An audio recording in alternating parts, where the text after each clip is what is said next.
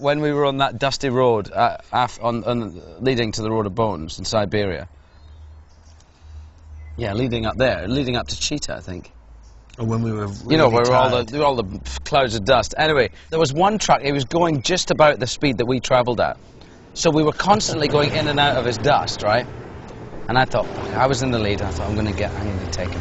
So I battled for about 15 minutes, going up, back, up, and I took him. I overtook this truck, and I got in front of the truck. So then I was just looking at my mirror, waiting to see Charlie, waiting to see Claudio. It'd take me 20 minutes, 15-20 minutes to overtake this truck. And 10 or 15 minutes later, I had to let him overtake me because neither of them were going to do it. One thing you have to remember, going 55 miles an hour, you know, there was a moment when you cannot see anything. You can't see the dials, anything. You haven't got past, and then there was a stretch of turns in the road. I remember, because I remember thinking, I've got to get past this truck. He kept using most of the road, and it was difficult. And then I just thought, oh, fuck this. And I just thought of Charlie sitting behind this truck going, well, I'm not going to take it, fuck you.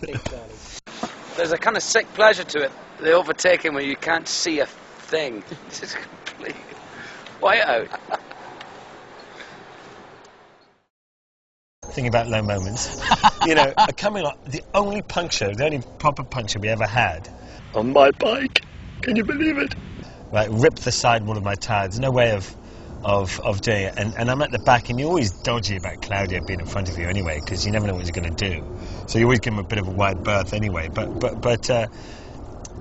So I get this flat tyre, and, you know, the gas settles, and I'm thinking, oh, they'll be here in a sec.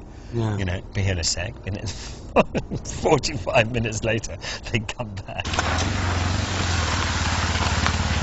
G'day, Ewan. And I'm thinking, you know, if I had fallen off, and I could have been lying in that ditch, bleeding.